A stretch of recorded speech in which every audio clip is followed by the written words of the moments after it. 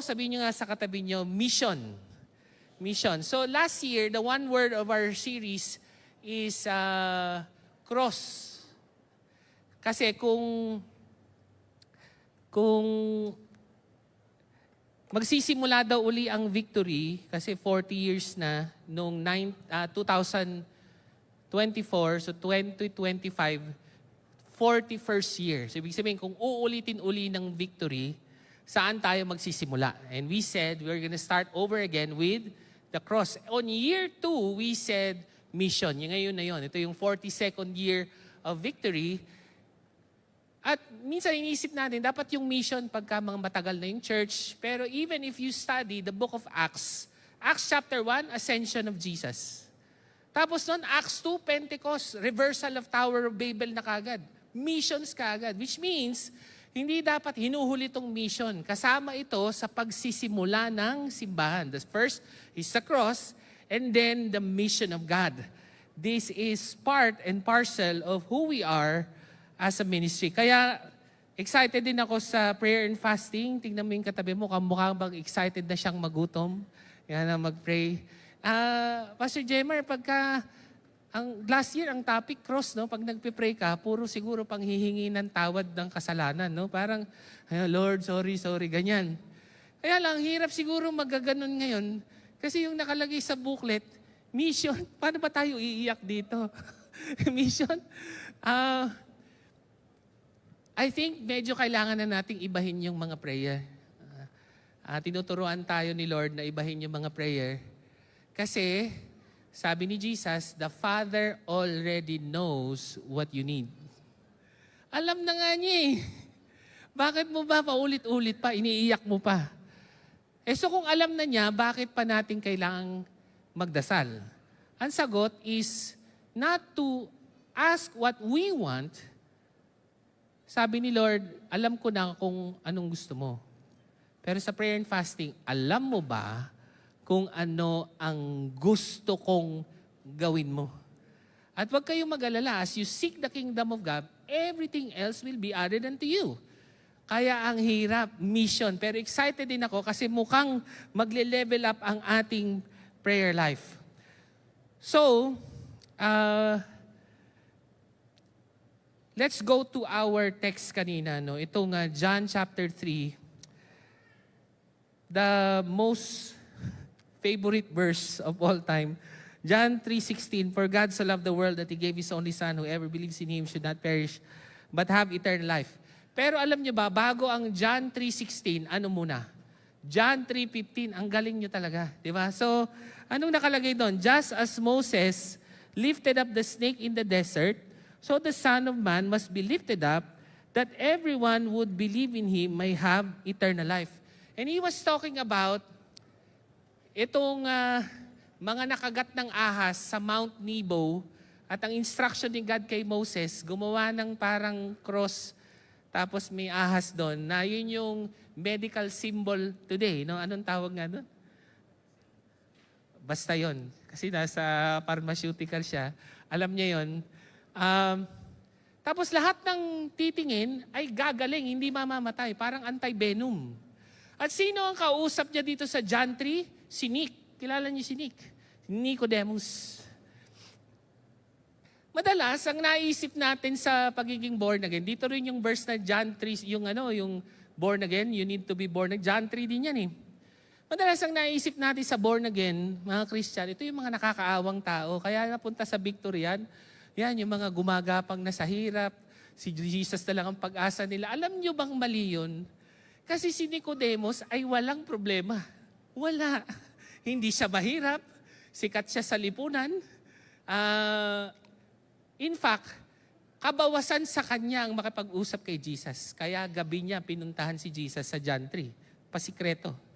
Kasi medyo naku-curious lang siya. Kahit na parang kumpleto na yung buhay niya, parang may nararamdaman siya, ito kailangan ko talaga si Jesus. And so, hindi po yung desperado lang ang may kailangan ng gospel. It has nothing to do with your status in life. Because it has something to do with nakagat ka ng ahas. Tingnan mo yung katabi mo, no? Mukha ba siyang mayaman? Yan, mukhang mayaman. Mukha ba siyang malayo ang narating sa buhay? Iniisip ko naman, kahit naman malayo ang narating mo sa buhay, kung nakagat ka ng ahas, anong kinalaman nun sa status ng buhay? You get my rhyme saying? Sino sa inyo, nakagat ka na ng ahas? Wala siguro, no? Pero makaka-relate kayo dito. Sino sa inyo yung na-injection ng anti-rabies? Mga ganon. Ayan, ang dami, oh.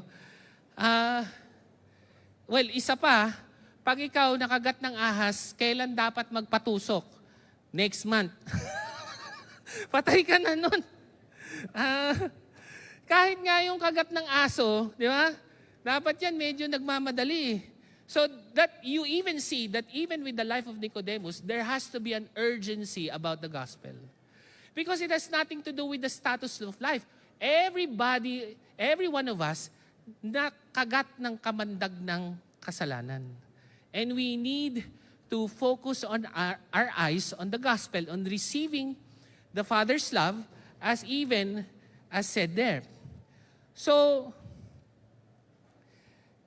regardless of your status in life, kahit pa mayamang bansa, okay, minsan iisip natin, Christian nation yung Pilipinas kasi mahirap tayo. Kaya yung mga first world country, hindi sila dapat Christian. Walang kinalaman yun doon. Mayaman, mahirap, nakagat tayong lahat.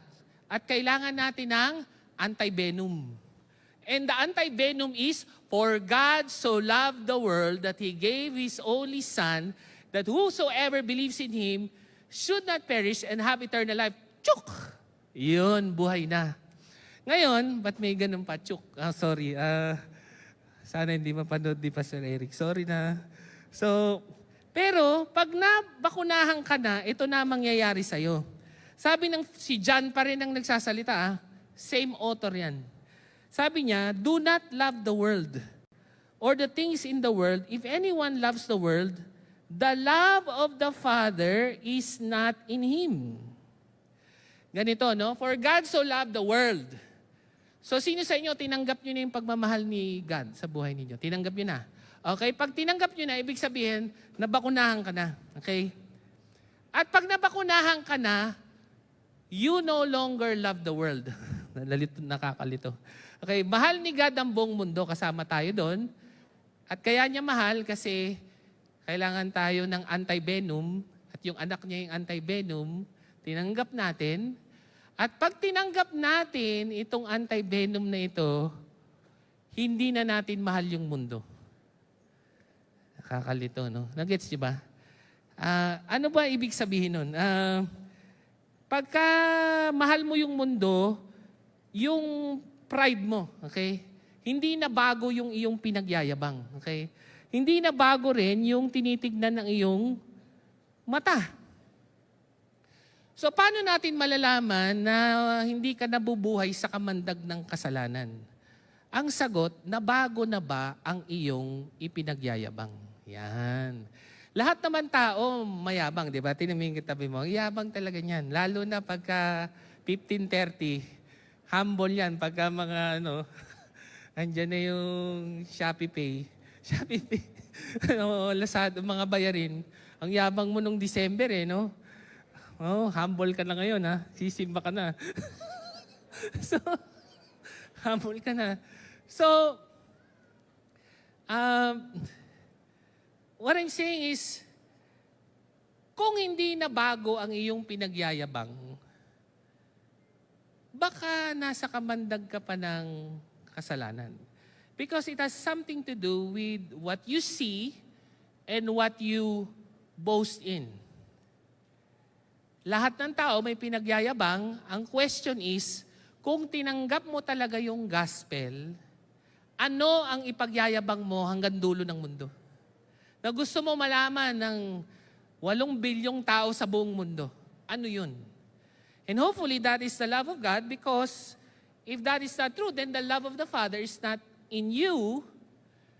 At saka, ang subtitle nitong The Mission is the unfolding of the redemptive purpose of God, which means unfolding. Meaning, pag tinanggap mo yung pagmamahal ni God, yan po ay lumalawak.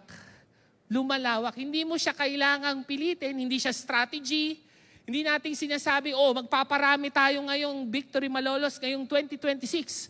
Bakit natin kailangan magparami? Wala na nga kayong maupuan. It's not about that.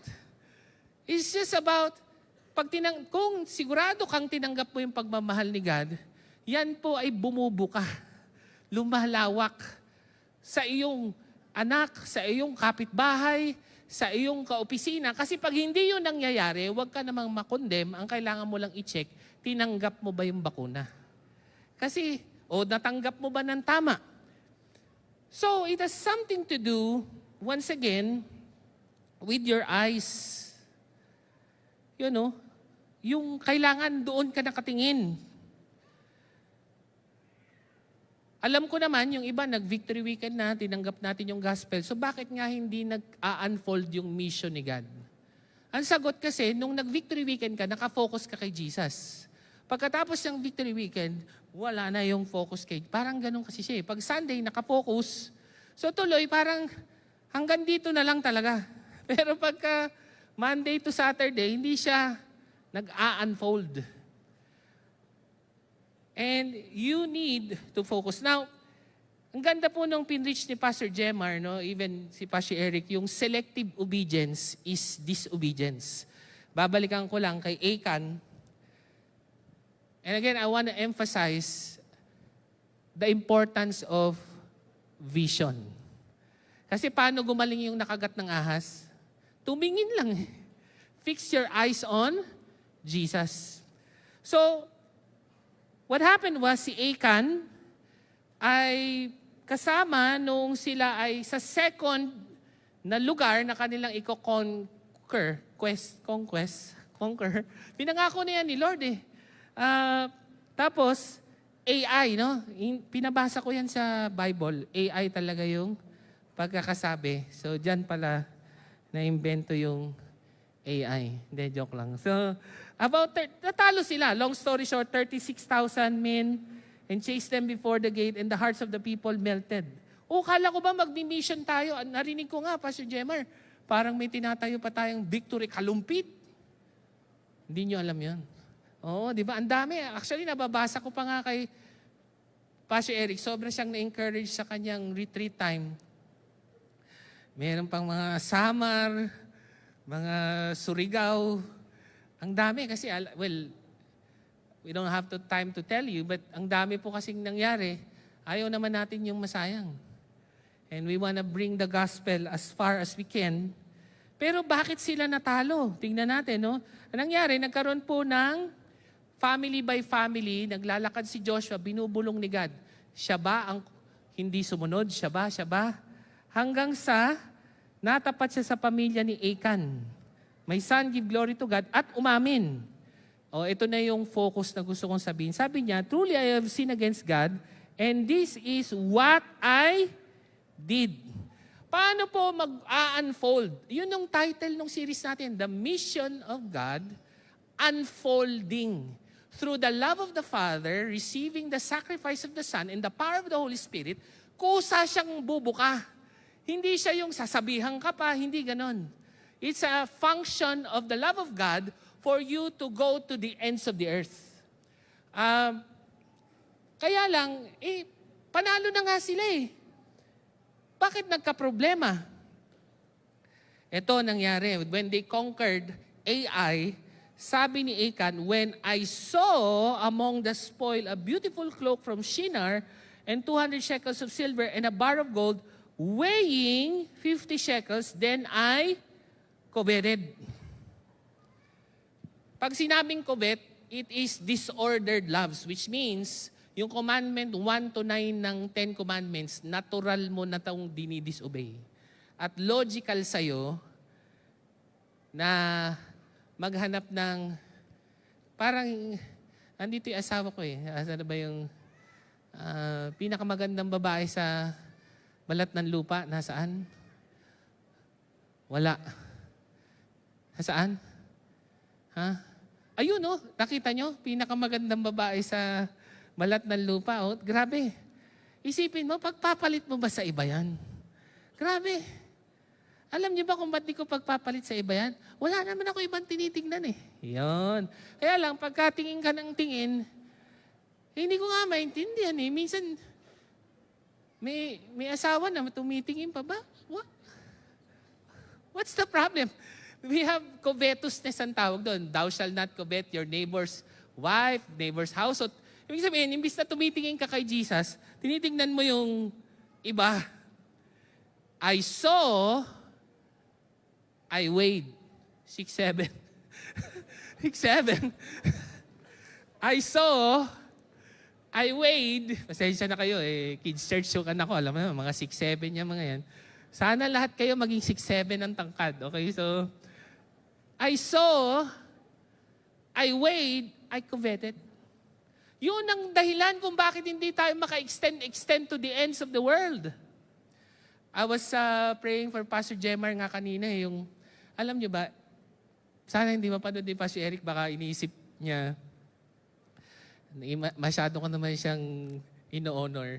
Pero ito, sa 18 years, no, siguro around 16 plus of that, kasama talaga kami. Hindi lang naman ako, marami kami. Alam nyo ba, kung trabaho ng misyon, tinuloy-tuloy niya yan ang biyahe. Ngayon lang niya huminto. Tuloy-tuloy talaga. Hindi siya napaplatan. Iniisip ko, bakit tayo parang laging napaplatan yung mission natin? Tapos tuwing linggo lang tayo nagpapavulcanize. Ano ba yan? Lagi na lang nakahinto yung biyahe. To the ends of the earth eh. Pero, sa bahay pa lang, flat ka na. Spirito Spirito, what I'm saying. Sa opisina, flat. Hindi ko maintindihan bakit parang yung si Pastor Eric, hindi naman siya napaplatan. Alam mo, it has something to do with what you're looking at. Eh. Laser focus talaga. Fix your eyes on Jesus. Pag tinutukan mo, kung anong tinitignan mo, yun ang susundin mo. Kung anong tinitignan mo, doon ka didepende. So, yan po ang dahilan ng selective obedience. So, selective obedience is disobedience, pero paano nga nakakarating sa selective obedience? It has something to do what you are looking at. At ang iyong tinitignan ay ang iyong pinagmamayabang. So I saw, I weighed, kahit nga, ito, binigay ito ng Every Nation Seminary, the best seminary in the world na naman, dahil atin yan. The mission of God and the fruitful ministry framework, di ba? So sino sa inyo naniniwala, magiging fruitful ka sa mission ni God sa buhay mo ngayon 2026? Ayan, salamat sa mga 5 dito. Hindi nga, yung by faith na lang, by faith. Magiging fruitful ka this year. Come on now. O, diba? So, kasi minsan nakatingin tayo sa sarili natin, but fix your eyes on Jesus and it will unfold. Tingnan nyo kung anong una. Vision, no? Tingnan nyo, nakita ninyo. Hindi naman gawa kagad eh. Hindi naman ministry kagad. Saan ka ba nakatingin? And then, I saw, I weighed values. Kung ano yung mahalaga, ano yung mabigat sa iyo. Can you imagine yung si Joshua, di ba? Papasok sila sa promised land. Ilang taon na si Joshua? 80 years old. Si Caleb, 85. Alam niyo bang na-conquer nila yung Jericho? Hindi naman dahil magaling sila, pero magaling lang kumanta. Paano niyo na-conquer yun? Niisip ko nga bakit pinakanta na lang. Matanda na kasi sila. And I think medyo similar na rin ang standard ng ages si Joshua Caleb kahit sa 80 years old ngayon. Kaya, ang ginawa lang nila is that they fixed their eyes on God and then they obeyed. Nakuha nila. Hanggang Joshua 21, sabi ni Joshua, lahat ng pinagawa sa amin ni God, nagawa lahat. All 12 tribes of Israel. Alam niyo ba kung ilang taon na si Joshua at Caleb noon? 110 si Joshua, 115 si Caleb. Paano nila nagawa yun? Hindi yun sa lakas ng katawan. Matanda na kung di pa kayo naniniwalang matanda na yun, matanda na yun, 115. But it has something to do not with their age, but what they fix their eyes on. Because if you fix your eyes on the love of God, the mission of God will naturally unfold in your life. Tingnan natin yung Hebrews 12. Therefore, since we are surrounded by such a great cloud of witnesses, let us throw off everything that hinders and the sin that so easily entangles. And let us run with perseverance. O meron po tayong takbuhin lahat eh. Pwede bang hindi tayo mapaplatan this year? At saka kung mapaplatan kayo, may Holy Spirit naman, magpahangin kayo. Araw-araw. Fill yourself with the Holy Spirit. Nung nag-aral ako sa ATS, meron kaming paper, yung parang Rhythms of Grace, parang ganon. Basta favorite ko yan eh. Pero simple conclusion, how to fix your eyes on Jesus. Meron rhythm daily, weekly, monthly, yearly. O ano yun? Daily devotion. Weekly worship. Monthly fasting. Yearly retreat. Yan, yung ginagawa ni Pastor Eric. Kasi yun yung way na may rhythm on fixing your eyes on Jesus. Because hindi po pwedeng kung hanggang dulo ng mundo itong mission na ito, lagi na lang tayong flat. Pwede bang di kayo napaplatan? Nakita ko na pwede talaga kasi si Pastor Eric hindi naplatan. Kung magpapahinga siya, hindi siya naplatan, talagang sumusunod lang siya kay God. Pwede naman eh. It has something to do with what you fix your eyes on. Fixing our eyes on Jesus, the pioneer and perfecter of our faith, for the joy that sets before Him, you will not grow weary and lose heart. Bakit ba hindi malayo ang nararating ng gospel mula sa atin? Mula sa atin, sa pamilya, sa kapitbahay, sa gobyerno, sa mas malayo pang mga lugar. Because we grow weary and faint-hearted. Because we fail to fix our eyes on Jesus. Now, sa Kids Church, tinuturo to, di ba, Pastor Jemar? Eyes on me. O, di ba, yung pag hindi nakikinig yung mga tao, eyes on me. Tapos sasagot yung mga tao, eyes on you.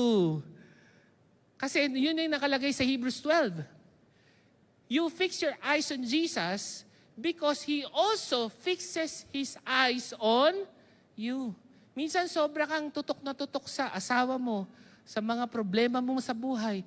Sobra kang tutok sa kanila, pero ang tanong ko, tutok ba sila sa'yo? Hindi naman eh. So why fix your eyes on them? When you could actually fix your eyes on Jesus because He fixes His eyes on you. Merong kanta nito, di ba? Eyes on you, you give me hope. Basta, yun. Ano yun, may auto-tune yan sa live stream. Alam niyo, hindi niyo matunuhan eh. No? Ayoko na mag-sample kasi hindi niyo mahulaan. So, I remember, even this verse, yung Matthew 13:44. The kingdom of heaven is like treasure hidden in a field, which a man found and covered up. Then in his joy goes and sells all that he has and buys that field. Niisip ko minsan ako to eh. May nakita ko, give up ko lahat, tapos si Jesus yung treasure. Hindi, actually, mas tama dyan, si Jesus yan. He came from heaven to earth, saw you as a treasure. And now He gives up all of heaven. He pays your sins with all of His blood because you are His greatest treasure. Imagine niyo si Jesus, dahil nakafocus siya sa'yo, lahat ng meron siya, iniwan niya. Para kanino? Para sa'yo. Kaya ang ganda rin nung sabi ni Matthew, si Jesus, diba? Those, kasi mission, parang, so naman yung mga pinipreach natin, pwede bang, mga pangmasaya lang. But look at what Jesus said. Those who save their life will lose it. Those who lose their life, for my sake, sabi ni Jesus, will gain it. So, it is the mission of God that saves our lives. I'm not saying na yun yung salvation natin, but wala namang mission kung walang gospel, di ba? Gospel mission ito. So, wala talaga tayong choice. I remember yung kanta ng Victory Worship, yung Give Me Jesus, narinig nyo na yun. 1800s pa yan, hymn. Ni-revive nila, di ba? Ito na naman ako, magsasample na naman ako. Paki-auto-tune mo lang, di ba? Di ba yung, in the morning when I rise, give me Jesus. Sa dulo, give me Jesus. You can have all this world, but give me Jesus. So, para hanapin nyo sa Spotify at talagang maalala nyo to, sabi niya, ganito ang heart ng mission, sa'yo na lahat. Basta give me Jesus. And that will unfold to the ends of the earth. That's what's missing. Kung bakit hindi umaabot yung gospel kung saan ito dapat makarating. Kaya, we need to focus on Jesus, yung love ni God through the Father. And this is the greatest thing that you could ever focus on. Kung hindi makafocus kay Jesus, bakit? Because the gospel is the greatest love. For God so loved the whole world, past, present, future. Wala na pong mas malaking pagmamahal dito. Bakit? Ikaw, mahal mo lang yung pamilya mo, mahal mo lang yung kung sino. Si Lord, He loves the whole world. Alam niya, the sting of death is sin, the power of sin is the law, but praise be to God, we have victory through the Lord Jesus Christ. Alam niya na kailangan ng anti-venom. That is the greatest love. Dami ko ng kanta. Tama na. Hindi na ako imbate ni Pastor Jemar. The greatest love of all. Diba? Learning to love yourself is the greatest love of... Mali! Kailangan mo ba talagang turuang mahalin yung sarili mo? Napaka-selfish ka natin eh. Hindi ko alam kung saan natin nakukuha yung mga kanta na yan. Ang totoong selfless, si God. For God so loved the world. That is the greatest love and that is the greatest gift. He gave His one and only Son. Alam niyo yung anti-rabies, libre lang dapat yun, di ba? Alam ka na mamamatay ka na eh, di ba? Bayaran niyo po muna. Ano? Itusok mo muna. Mamatay na ako. Kaya naman nagkakabayad yung mga anti-rabies kasi misa ayaw lang natin pumila, di ba? More on preference, comfort. Pero lalo na siguro yung anti-venom, no? Pag pumunta ka siguro sa ospital, turo kagad yun. Urgency, mga kapatid. Ganyan ang tingin dapat sa gospel kung talagang tinanggap natin ang pagmamahal ni God. That's the greatest gift and even the greatest invitation. Whosoever, the greatest love, the greatest gift, and the greatest invitation. Whosoever believes in Him. Alam niyo ba si Nicodemus is part of the whosoever. Napakatinong tao. At na-born again. Whosoever believes in Him. Kasi kung kilala mo si Nicodemus, napaka-successful naman. But he is tired of believing in himself. But when he met Jesus, whoever believes not in himself, but in Him, that is the greatest invitation. And that is the greatest escape. You will escape the venomous result of the serpent, sin and death. Wala na po tayong kailangan takasan. Di ba? Kung yung utang mo matatakas, okay lang yun. Yung yun talaga ang problema. That's the greatest problem. And that the greatest destiny is eternal life. It is the greatest thing in the world. Why can we not boast about this? O papakita ko sa inyo Kapag ikaw ay nabakunahan ng gospel, mag-iiba dapat ang iyong ipagmamalaki. Ang tanong, ano bang pinagmamalaki mo? Ngayon, kung hindi yung gospel, ano?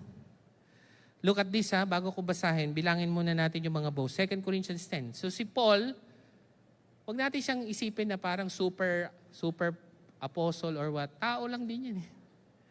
Si Paul nga nung natanggap niya yung gospel, I resolve to count everything as a loss. Di ba? Kaya iba na. Boast, ano pa? Ito pa boast. Boasting, boast. Ilan yan? 1, 2, 3, 4, 5, 6. So bawal bang maging mayabang? Hindi.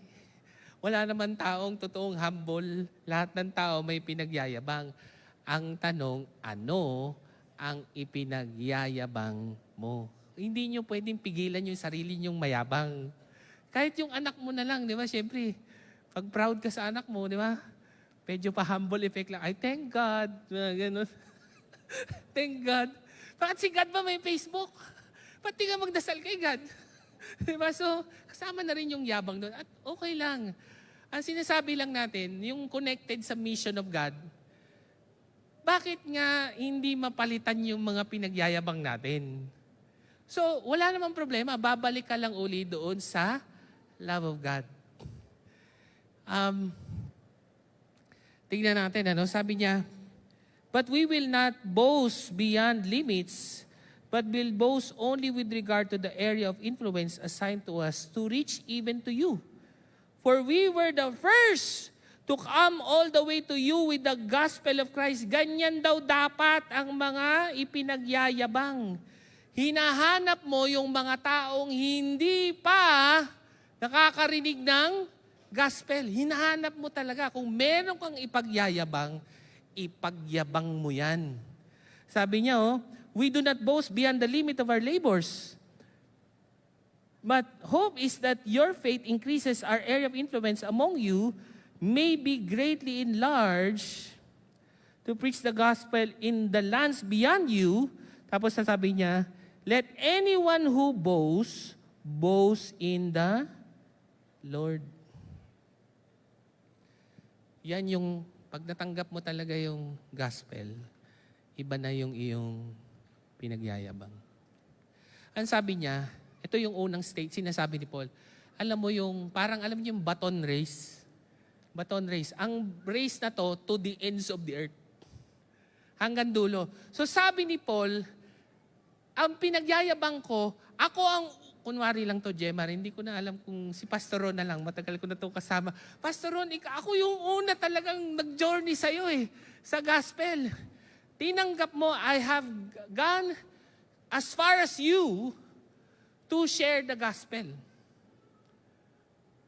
Ngayon, ang tanong is, sabi niya doon, ang prayer ko, nung pinasa ko sa'yo, dapat sana, ipapasa mo rin yan sa iba.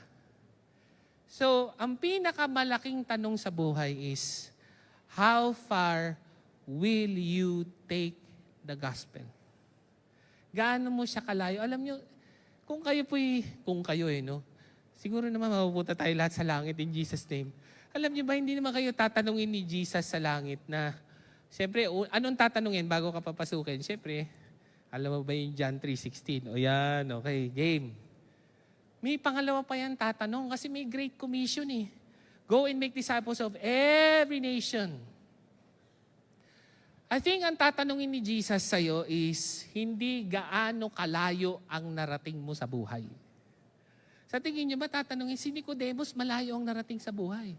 Pero ang sabi ni Jesus, maborn again ka muna, magsimula ka uli. Wala And I'm not saying be irresponsible with our lives, but isipin ninyo, if you fix your eyes on Jesus, will that lead you to irresponsibility? Parang hindi naman. Okay, mas malamang naging irresponsible tayo pag sa mundo tayo nakatingin. So, ang tanong ni God, ni Christ sa atin when we come to heaven one day, how far have you taken the gospel? Gaano mo to kalayo na ipadala? Nakikita ko si Ate Marian dito. Maganda example, no? Kasi ito si Ate Marian, meron doon na disciple sa Lahat kasi nasa BSU Malolos, no? Kahit taga-Baliwag. So si Dalia, nandun. Tapos may mga pa-games dito. Doon sa Dakila. Nananalo siya ng prize. Hindi niya alam. Pinapanalo lang natin siya para ma-engage siya. Natuwa, nanalo. Pero si Ate Marian ang doon. The gospel has reached you. Di ba? Kita niyo yan, ha? We have gone as far as you to take the gospel. Pero ang nakakatuwa, si Ate Marian, si Teacher Marian, nalilito na ako kung ano sasabi ko si Ma'am. Hindi lang niya tinago yung gospel, ganun din ang thinking niya. Ang tamang ipagyabang kay Lord ay, ito ay mailayo ko din. Ngayon, binigay niya ito kay Dalia. Yan, si Dalia, taga-Baliwag yun. Si Dalia naman din, nakarating ng Baliwag. Pero mo, Malolos, Baliwag. It has gone as far as you. Alam niyo ba, si Dalia, this January, is now going to School of World Missions for our church plant in Switzerland. Grabe, no? Alam niyo kung anong dapat pinagyayabang? Yun. Hindi kasi Christian yun si Dalia, hindi. Si Ate Maria nang nakauna doon. At naman, nung si Dalia, tingnan mo, ang ganda nung nangyari. Wala rin siyang gustong ipagyabang, gusto lang din niyang ipagyabang yung gospel to the ends of the earth. Ngayon, wag na natin tanungin yung mga pastor dito. Because they have done their part. We have taken the gospel as far as you. Now, here is the question. How far will you take the gospel? Kalabitin mo yung katabi mo. Dali, kalabitin mo. Sabi sa kaya, ikaw yung kinakausap niya. Tinatanggap naman yung gospel dito, tama? Every Sunday. So, dala-dala nyo. So, pero paglabas natin, dito, anong pagyayabang natin? Bakit nga hindi nababago yung pinagyayabang? Kasi ang dapat dyan, paglabas natin dito ay, ikaw naman, kanino mo ipapasa yung gospel? It does not have to be, okay naman yung nangyari kay Dalia. Nakarating na tayo ng Switzerland. Simple lang yun. Mula BSU, Malolos, napunta Baliwag. Ngayon, Switzerland na. It doesn't have to be that way, no? Mamaya, pag-uwi mo sa bahay, ano ba ang ipagyayabang mo sa inyong hapagkainan? Kung hindi nga nagbabago yung pinagyayabang mo, hindi naman ikaw masamang tao. Balikan mo lang uli ang pagmamahal ng Diyos. Sino sa inyo gusto nyo ipagyabang si Jesus sa buong mundo? Come on now. How far will you... Sige, palakpakan natin si Lord. No? How far will you take the gospel? Ito mga kapatid. Si Pastor Rob, kung nakikinig ka man, taga dito rin yun sa Malolos. First time kong na-share sa kanya tong verse na to, na born again uli. Biruin mo, Rob Guevara yun, ha? Kala ko born again na yun, di pa pala. De, joke lang. Born again na yun. Lodi ko nga yun. Kahit anong gawin nun sa buhay, ginagaya ko. Pero sinare ko sa kanya to, grabe, talagang breakthrough. Kaya babasahin ko na yung verse, sabi mo sa katabi mo, ready ka na. Mababago buhay natin dito. The Word of God is living and active. Sabi ng Isaiah 49 verse 6, he says, "It is too light a thing that you should be my servant to raise up the tribes of Jacob, and to bring back the preserve of Israel. I will make you as a light for the nations, that may salvation may reach to the ends of the earth." Alam niyo po bang napakaliit ng 24 municipalities sa Bulacan? Matatapos na tayo. Kala natin ang laki-laki nun. We are 22 locations, right? Gano'n na lang yun. Paano nang gagawin natin? Bored na tayo. Tingnan mo, pag bored na tayo, kamukha nung nangyari dun sa 12 spies, yung 10, nag-grumble. Ayoko ng grumbling. Masama magsugal. Hindi yun yun. Grumbling. Yung alam mo yun, ay nako, pupunta na naman tayo dyan. Ba't na naman tayo magpa-plant ng kalumpit? Ba't sa Switzerland? Hindi ating kaya yan. Sakit sa ulo. Sakit sa ulo. No, we need to go to the mission of God. Hindi mo dapat sabihin na mas mabuti pa sa Egypt. Yung Egypt, medyo minsan mabagal sa daan yung Egypt. Hindi, joke lang. Okay, hindi nyo rin nasundan yun. Ano? So, Egypt na bansa. Sorry. Tingnan mo yung mindset na gano'n, no? Naka-focus sa past instead of fixing your eyes on Jesus. Napakaliit. Ano nang gagawin natin, Pastor Gemma? Tapos na. Ganon din po nangyari sa Every Nation. Dati, ang sabi natin, Every Nation. Alam niyo ba kung ilan lang ang nation sa United Nations? 200 lang. So, ilan lang ang kailangan na leader para magkaroon ng simbahan in every nation? 200 leaders. Eh dito lang sa Malolos, may 200 kayong VG leader. Eh. Kaya nyo na yun. It is even small to have churches in every nation. We are already in 84 nations sa every nation. Malalaman nyo yan, lalo na pag pumunta kayo sa Go 2026 sa March 2020, I'll be there. So, ang ganda nun, pag makita nyo talaga, para makita natin yung mission of God. So, maliit. Kaya naglabas uli sila, na-realize sila, hindi lang every nation.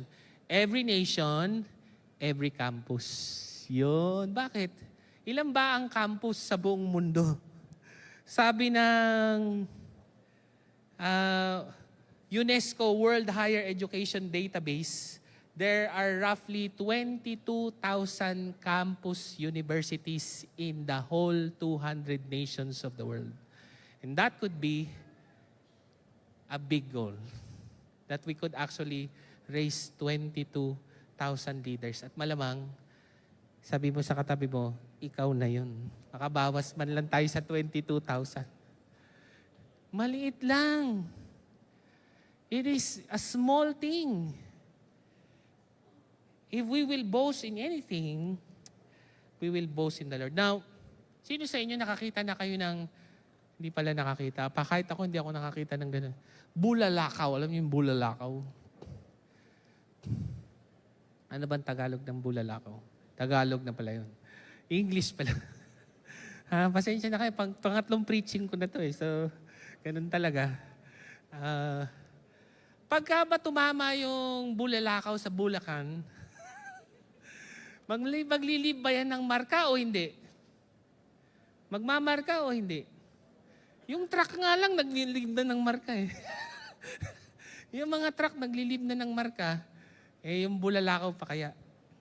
Now we have something much bigger than a bulalakaw. And that is the gospel of Jesus Christ. Alam nyo bang kung kayo makakauna sa tao, simple lang. Si Nicodemus, nakita niyo ba? Basahin niyo yung John 3. Madrama ba? Naglulupasay ba siya ng kaiyak? Pero na-born again siya. Alam ko kasi pag tinignan mo sa John 20, nung ililibing na si Jesus, sino naglibing sa kanya? Si Nicodemus, tsaka si Joseph of Arimathea. Eh, ba't nila gagawin yun? Kriminal yun. So, ibig sabihin, talagang yung faith niya na kay Jesus na walang drama-drama, walang heads bowed, eyes closed, na born again. Shiner lang yung John 3:16. What I'm saying is, if the meteor can make a mark in our planet, it should definitely make a mark in a person's life. Share the gospel as far as you can. How far will you take the gospel? Hindi po palayuan ng nararating sa buhay pagdating sa langit. Ang tatanungin ni Jesus, gaano mo kalayo na i-share ang gospel? Kaya naman, mga bagay na konting ipagyayabang natin, pwede daw magyabang eh.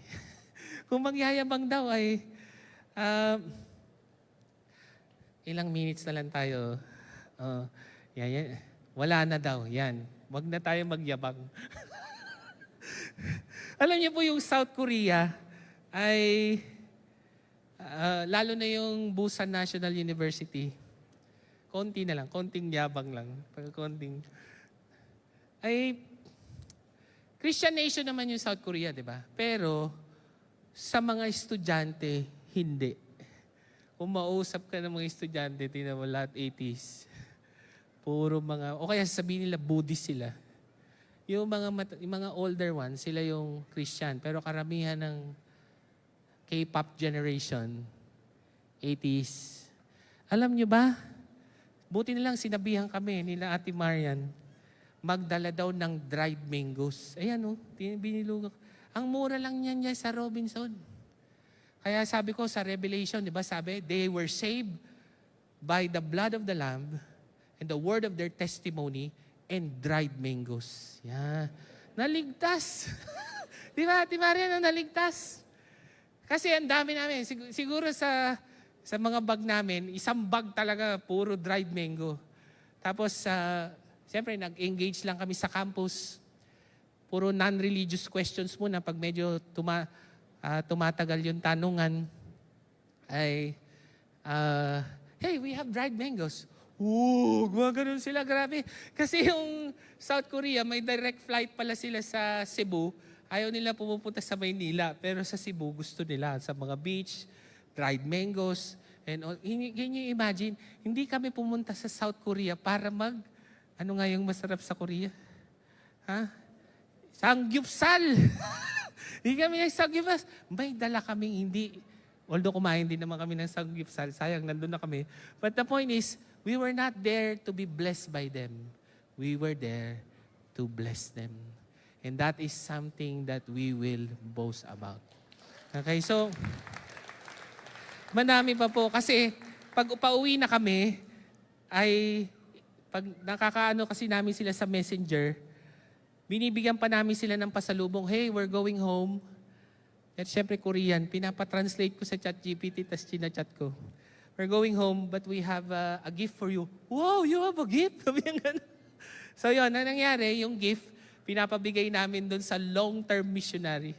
Yun, naging kaibigan na nila hanggang ma-one-to-one na nila. Grabe, ganun lang makapagligtas. John 3:16, tsaka dried mango, ang dami nang naligtas sa Korea. Okay, so, ayan pa, itong si Hun. Actually, hindi ko nababanggitin yung mga pangalan. Lahat ng pangalan nila Hun. Si Hun 1, Hun 2, Hun 3.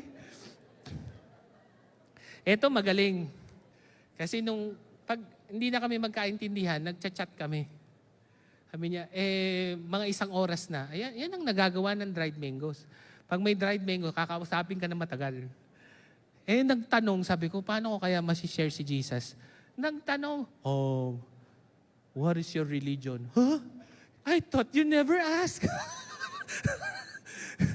Tapos, sinare ko yung hindi daw niya maintindihan, no? Tapos, ang ginawa ko, ginugol ko yung Rice Brooks definition ng gospel. Yung God became man in Jesus Christ who lived and died. Basta alam niyo na yun. Kinopya ko, pinatranslate ko kay ChatGPT, tapos minessage ko sa kanya. Tapos binasa niyo,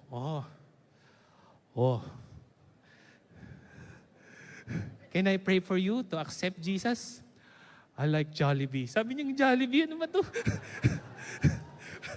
Bakit si Nicodemus naman? Wala namang mga accept. Basta i-share mo yung gospel. It's like a bulalakaw. It will make a mark. Alam mo yung mukha na yan, tandaan mo, makikita natin sa langit yan, nasagip yan ng dried mango. Okay, so...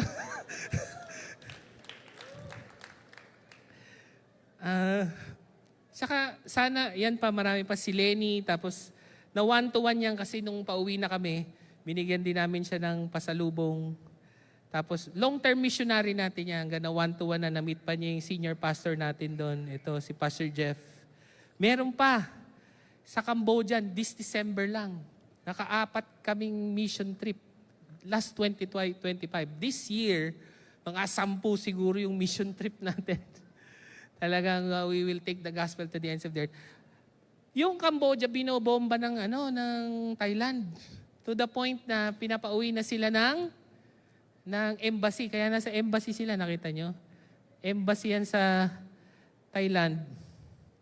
Sabi ko, naloko na. Ito yata yung unang mission trip na hindi matatapos.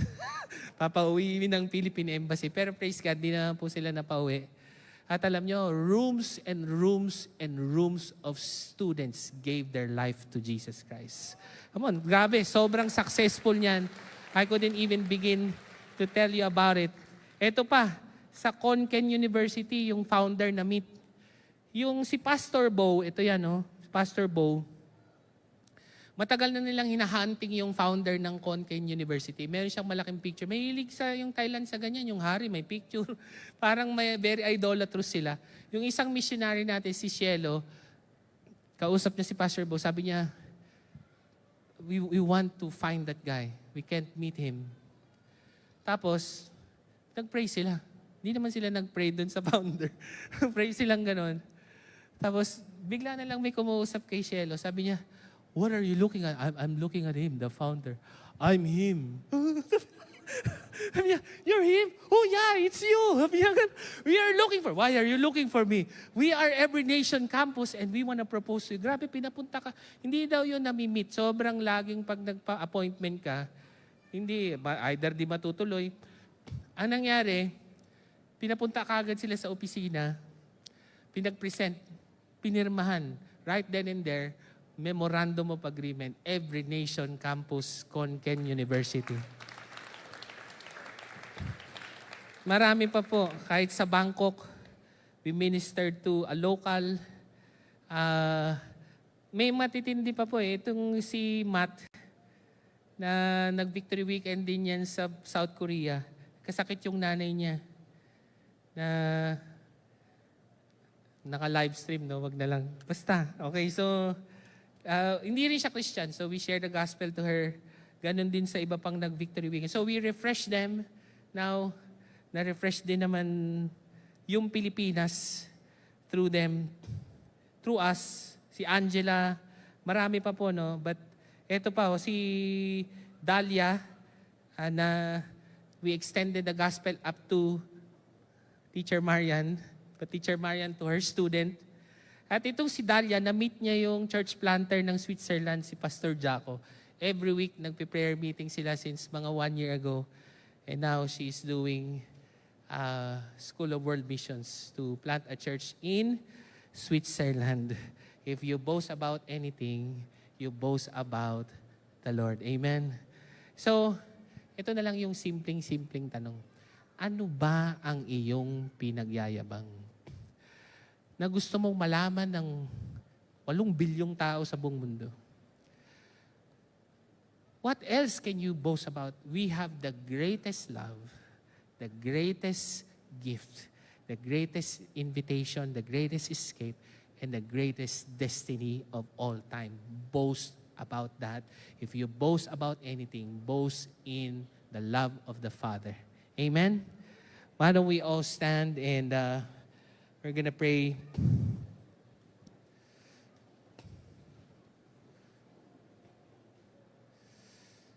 Let's bow our heads.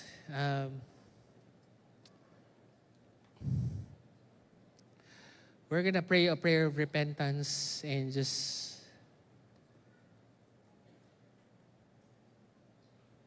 check our hearts. Ano ba talaga yung nakafocus tayo? We are called to take the gospel as far as we can.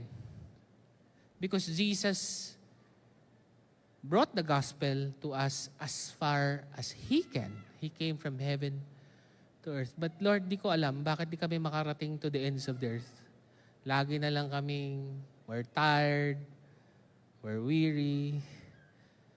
Lord, help us to once again fix our eyes on Jesus. Lord, alam ko minsan malilingat kami, matitingin kami sa mga ibang bagay ng mundo. But Lord, it will stop the unfolding of the mission of God in our lives. Lord, we want it to continue to unfold. Lord, we thank you for the life of Pastor Eric and even the leaders of Victory Malolos. But Lord, they have gone as far as all of us to share the gospel. Now it's your turn. And God is talking to you. Hindi na lang kinapasya because they're just gonna do it wherever it is. But the question is, how far will you take the baton of the gospel? As far as your families, as far as your teachers, as far as your students, as far as the OFW, as far as to the ends of the earth. Lord, tulungan mo po kami that if we boast about anything, that we will learn to boast only about the Lord. Lord, maraming salamat po. Lord, because you save our lives. Lord, salamat kung di ka dumating sa buhay namin, patay na talaga kami. And yet, you came at such an urgent time. We look to you, Jesus, for our salvation. Lord, we will not boast about anything except the greatest love of all, the greatest invitation, the greatest gift, the greatest escape, and the greatest destiny, eternal life. Lord, we worship you, and as we respond in worship, may we once again fix our eyes on Jesus and allow that to unfold the mission of God in our lives to the ends of the earth. In Jesus' name we pray. Amen and amen.